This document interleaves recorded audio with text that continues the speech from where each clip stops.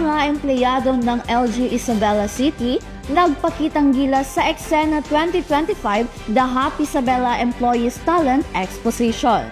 Yan ang balitang hatid ni Cristal Reyes at Marjane Arbolado. At dahil ito na ang pagtatapos ng Sakayan Festival 2025, narito ako ngayon sa Isabela City Park kung saan magtatapatan ang mga LGU staffs ng City Government of Isabela sa isang Isabela Dance-Off. Bagamat lahat ay magaling at may sariling ganda ang kanilang mga performance, na mayagpag ang Cluster 1 Uno isa pa na binubuo ng City General Services Office, City Veterinary Office at City Cooperative dahil sa kanilang masigla at makulay na pagtatanghal. Relieved kami kasi sa dami-dami ng pinagdaanan namin, yung mga pagod, yung mga sakripisyo namin, at least napakita na namin yung resulta ng pinagpaguran namin. Ngunit, hindi lang ang Isabayle ang magpapasiklaban ngayong gabi. Silipin din natin ang dos boses kay Marjane.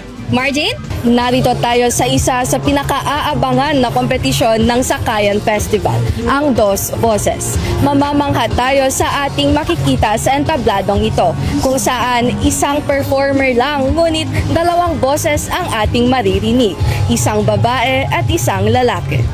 Bagamat lahat ng kasali ay nagbigay ng kakaibang performance, itinanghal na kampyon si Engineer Ral Harvey Hadap ng Cluster 5 dahil sa kanyang makapangyarihang tinig at damdaming pag-awit. I felt very happy. Super happy kasi at least nawala na yung kaba ko.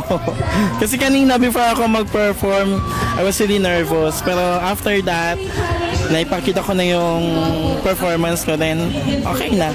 Ang Eksena 2025 ay isang gabi ng kasiyahan, pagkakaisa, pagpugay sa husay, talento at dedikasyon.